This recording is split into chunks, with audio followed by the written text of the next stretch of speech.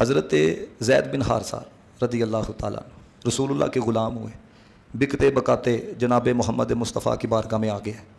اب ایک جملہ کہا جاتا ہے بے دام ہی بک جائیے بازار نبی میں، اس شان کے سودوں میں خسارے نہیں ہوتے، ہم جیسے نکموں کو گلے کون لگاتا، آقا اگر آپ ہمارے نہیں ہوتے تو ہم کہتے ہیں کہ بک جائیے، لیکن یہ حضرت زید وہ تھے جو واقعی بازار مصطفیٰ کے اندر بکے ہیں، اور بس غلامانہ طریقے سے بکتے ہوئے جناب محمد مصطفیٰ کی بارگاہ کے اندر آ گئے۔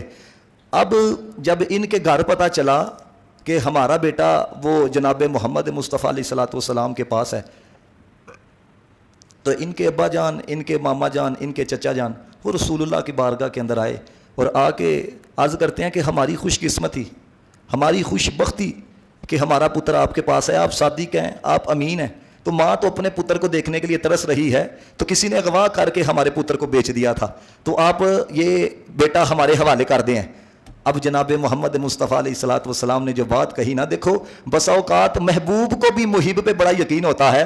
نبی پاک علیہ الصلوۃ والسلام نے فرمایا تسی لین واسطے آئے ہو، جے تہاڈا پتر جاندا تے لے جاؤ۔ ہائے ہائے، فرمایا تم لینے کے لیے آئے ہو؟ مجھے بتاؤ یار، باپ سامنے آ جائے بندہ ہر رشتے کو ٹھوکر مار دیتا ہے، ماما ماما ہوتا ہے، چاچا چاچا ہوتا ہے، تو وہ بھی بندہ بچپن کے اندر بچھڑ جائے ہے، لیکن ادھر کیا ہے، جناب محمد مصطفیٰ علیہ السلام نے حضرت زید کو بلایا، فرمایا انہیں پہچانتے ہو؟ جی یا رسول اللہ علیہ الصلوۃ والسلام۔ فرمایا یہ تمہیں لے کر جانے کے لیے آئے ہیں۔ اب کیا عرض کرتے، چھوٹی عمر ہے لیکن دیکھیں چونکہ ادائیں مدینے والے کی دیکھی، کردار مدینے والے کا دیکھا، اخلاق مدینے والے کا دیکھا، تو کہتے کیا ہے، یا رسول اللہ ابے کو چھوڑ سکتا ہوں، ماں کو چھوڑ سکتا ہوں، لیکن زید آپ کا دامن نہیں چھوڑ سکتا ہے۔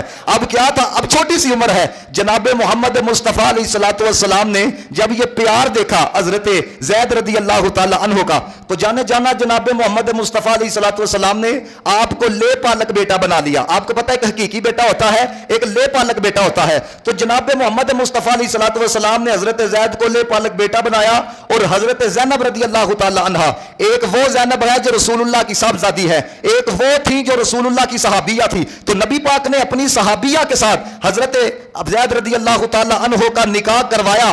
اب نکاح زیادہ مدت تک باقی نہ رہ سکا، اب بات طلاق تک چلے گی۔ جب طلاق ہو گئی تو عدت جب گزر گئی تو جناب محمد مصطفیٰ علیہ الصلوۃ والسلام نے حضرت زینب سے خود نکاح کر لیا۔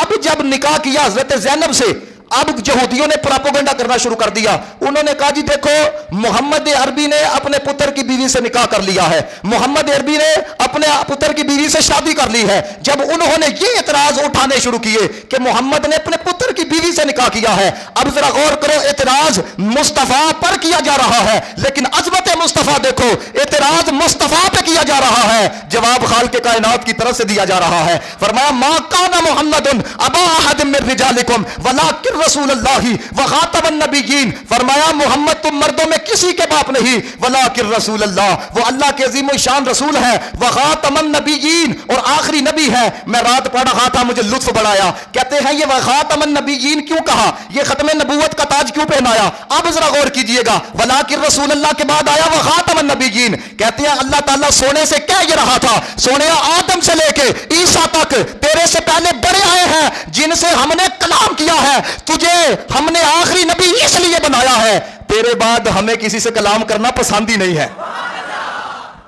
وخاتم النبیین، وخاتمن، سارے بولو وخاتمن نبیین، آخری نبی۔ اب ذرا غور کیجئے گا، نبی پاک علیہ الصلوۃ والسلام لے پالک بیٹا بنایا۔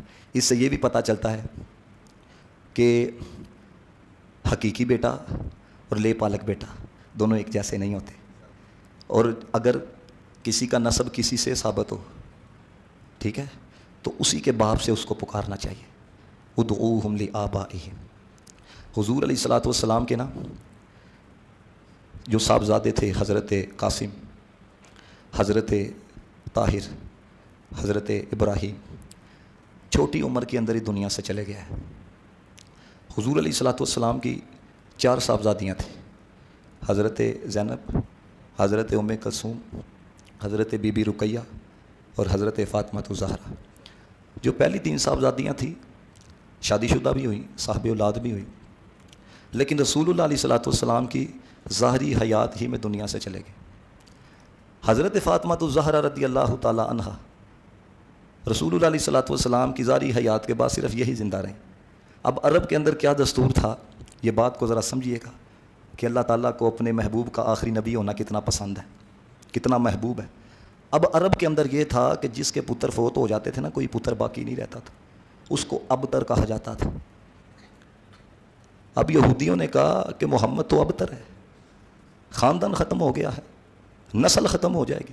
اب انہوں نے جب یہ تانا دینا شروع کیا نا، خالق کائنات نے فرمایا انا آتینا کل کوثر، سونیا ہر شے کی کثرت تجھے عطا کی ہے، فصلی لربک وانحر، اپنے رب کے لیے نماز پڑھتے رہیں، قربانی کرتے رہیں، ان شانیہ کا هو الابتر، فرمایا سونیا تیرے دشمنوں کے خاندان ختم ہو جائیں گے لیکن تیرا خاندان قیامت تک باقی رہے گا، تیرا خاندان قیامت تک قائم رہے گا۔ اور آج دیکھ لیں جو جناب محمد مصطفیٰ کے مقابلے کے اندر آیا ہے، ان کا نام لینے والا کوئی نہیں، ان کے قبروں کے نشان کا کسی کو پتہ نہیں ہے، لیکن سادات آج بھی موجود ہیں، آل رسول آج بھی موجود ہے۔ اور آپ دیکھیں کہ ہر ایک کا خاندان بیٹے سے چلتا ہے، لیکن جناب محمد مصطفیٰ کا خاندان بیٹی سے چلا ہے۔ اور دوستان محتشم، جناب محمد مصطفیٰ علیہ السلام کے جو صاحبزادے تھے، ان صاحبزادوں میں سے جو آخری صاحبزادے تھے جو آخر میں دنیا سے گئے، حضرت ابراہیم رضی اللہ تعالی عنہ، ان کے بارے میں جناب محمد مصطفیٰ نے فرمایا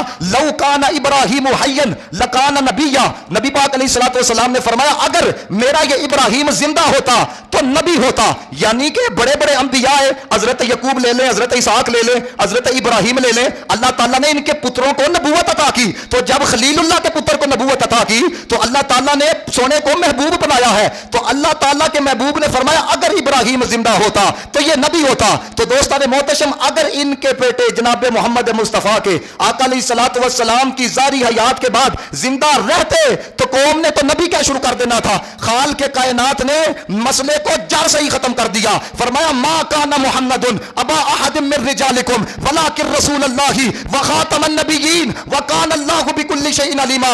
اور میں تو یہاں پہ کہنا چاہتا ہوں جناب محمد مصطفیٰ کے بیٹوں کو اللہ تعالیٰ نے محبوب کی منصب نبوت کے اوپر قربان کر دیا اور یہ بتا دیا کہ ہم نے آخری نبی محمد مصطفیٰ کو بنا کے بھیجا ہے، میرے محبوب کے بعد قیامت تو آ سکتی ہے پر کوئی نبی نہیں آ سکتا ہے۔